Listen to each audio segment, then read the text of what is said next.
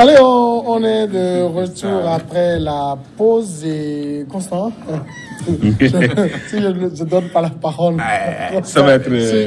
C'est la Côte d'Ivoire. Le défenseur des droits de l'homme avait refusé le droit de m'exprimer. Non, c'était pas ça. Je pourrais apporter quelques éléments. Bah, vas-y. Alors, je disais, le cas respect de droit de notre président de région arrêté rapidement, inculpé et condamné.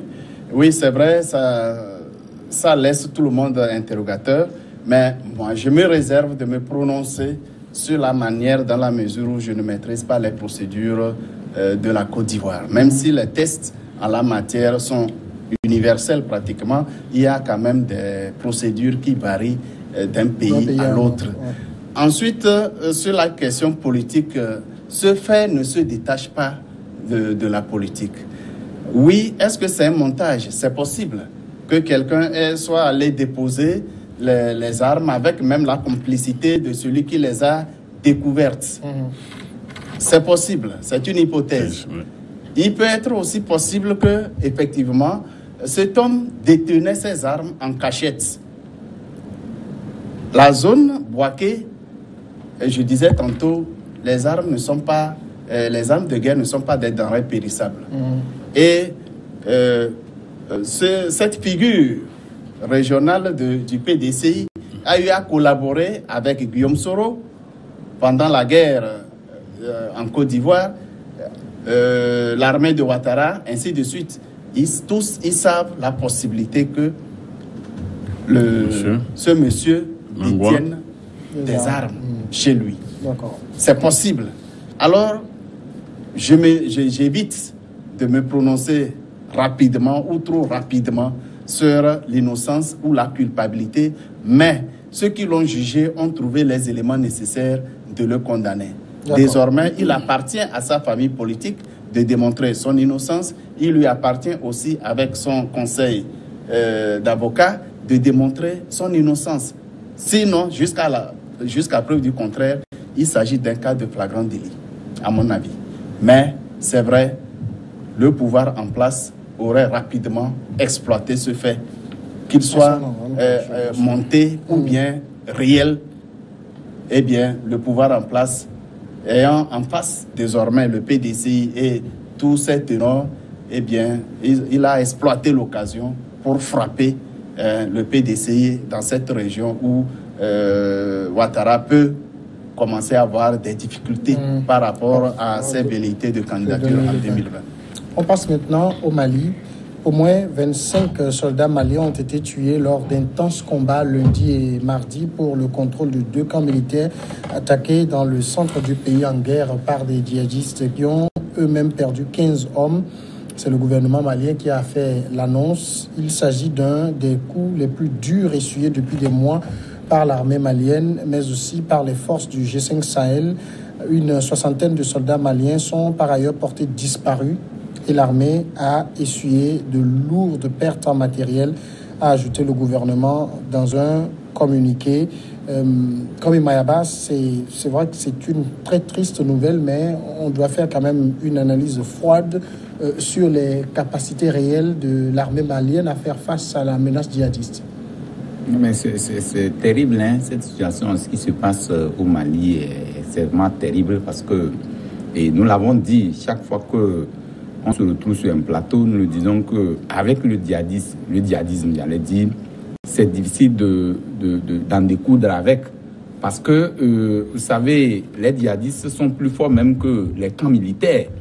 Aujourd'hui, qu'est-ce qui fait la révolte dans ce pays? C'est parce que les militaires qui ont été tués, et le nombre, enfin, le chiffre officiel qu'annonce le gouvernement, les gens estiment que c'est un chiffre qui n'est pas réel, pas exact. Réel. Les familles l'ont dit. Et donc, nous disons qu'aujourd'hui, la peur est grande, et que l'autorité doit faire extrêmement attention parce que ça fait vraiment une incursion très notable dans le pays et qui risque d'inquiéter même toute la sous-région. Ce n'est pas seulement le Mali. Là où ça a été frappé, c'est proche de Burkina. Et donc, ce n'est pas la première fois. Et une fois encore, je crois en mars dernier, il y avait une frappe comme ça qui a eu lieu et donc on a eu des pertes en vies humaines au niveau des militaires. Rappelez-vous que cette dernière frappe, c'est seulement 15 djihadistes seulement qui ont été tués. Et donc, le gouvernement annonce, je crois, 25 soldats tués, 60 disparus. Et donc, les gens, les familles disent même que c'est des chiffres qui sont faramineux, de toutes pièces. Et donc, les réels chiffres sont là et qu'ils exigent à ce que les lumières soient faites sur les réels chiffres. Et donc, moi, je ne m'inscris pas dans la logique du réel chiffre, mais c'est de faire de manière à ce que les djihadistes ne prennent pas le pas sur l'armée régulière, l'armée malienne. Et donc, où, moi je me pose la question, où se trouve maintenant le G5 Sahel, et qui, hier, on avait parlé de cette coalition, enfin, c'est ce groupe-là qui était né pour défendre, pour combattre le djihadisme, et qui, aujourd'hui, se trouve devant une situation impuissante. Je crois que ça reste à interpeller et que toute la sous-région doit être vigilante. C'est vrai qu'on depuis longtemps, et l'Afrique en parle, et nous disons que le djihadisme aujourd'hui, quoi qu'on dise, c'est difficile d'en découdre parce que il y a beaucoup de chemin à faire. Il y a beaucoup de chemin à faire qu'on doit prendre conscience de la situation. C'est vrai qu'un des détachements qui a été attaqué fait partie de la force du G5 Sahel. Mais il faut s'interroger, c'est quoi? C'est un manque de formation, un manque de moyens militaires pour l'armée malienne? Pour l'armée, on parle de la coalition. On parle de la coalition G5 Sahel. Et cela dénote le professionnalisme ou bien le tact des djihadistes. Hein? Vous savez, depuis... Peut-être qu'ils maîtrisent mieux le terrain. Ils maîtrisent bien le terrain. Vous savez, c'est le Sahel. Et ça, c'est des trucs du sablonneux, ou bien c'est difficile de faire des mouvements. Mais eux, ils sont déjà habitués. Ils sont sur le terrain, donc facilement, ils ont la facilité de faire des mouvements sur le terrain. Et à l'État, vous savez, c'est depuis 2012 que le Mali est confronté à ça, à des attaques séparates, indépendantistes, salafistes et puis djihadistes. Donc aujourd'hui, le paroxysme semble être atteint.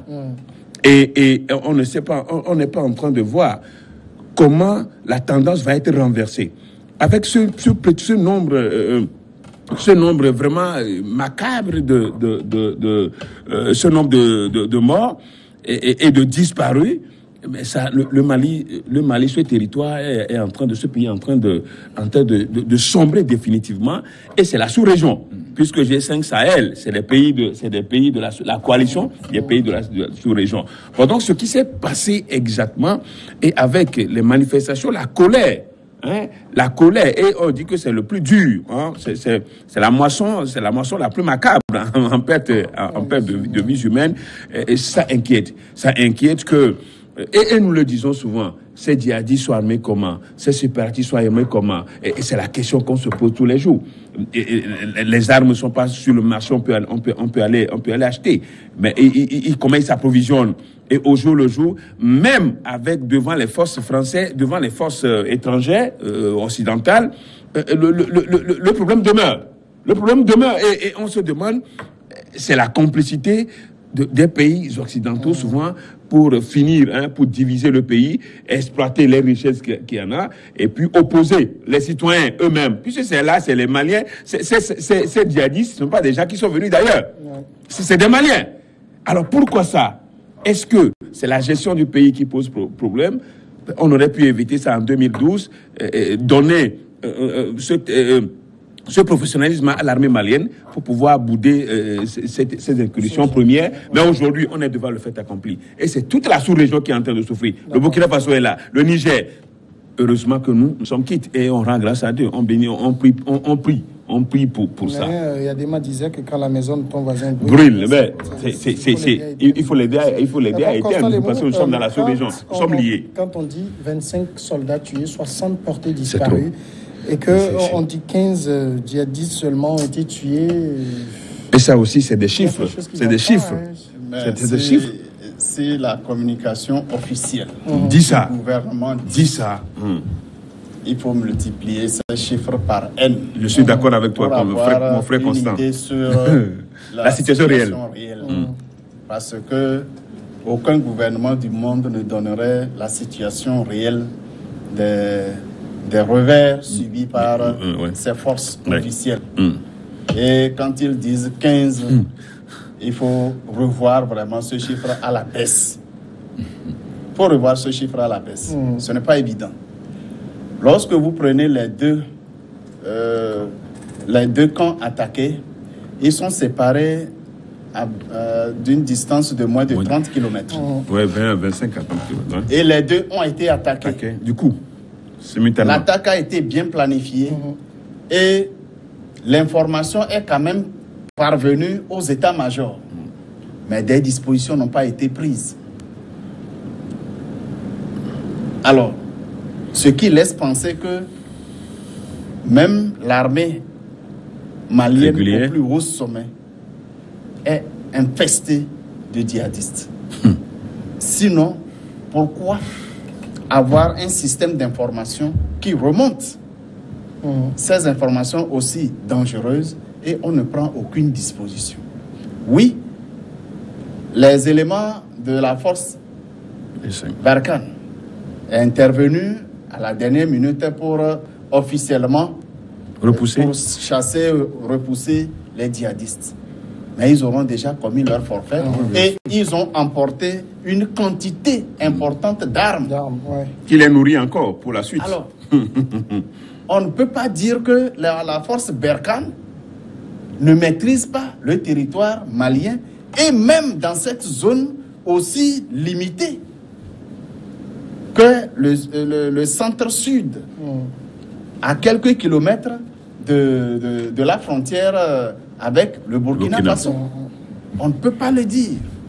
Mais je dis quelquefois, ces attaques des djihadistes sont encouragées par les militaires français qui sont sur place.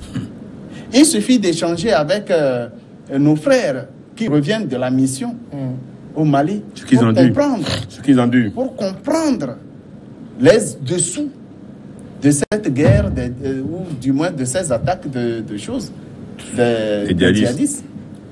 Ils témoignent qu'ils reçoivent des informations, ils relaient auprès de la hiérarchie, surtout lorsque c'est la hiérarchie française, elle prend toujours le temps avant de réagir. Et très souvent, il y a des victimes. Médecin après la mort. Les réactions. Ou si c'est des Français qui doivent intervenir dans une zone de renseignement, lorsqu'ils sont sûrs qu'il y a du danger, ils reculent. Et ils laissent les Africains aller.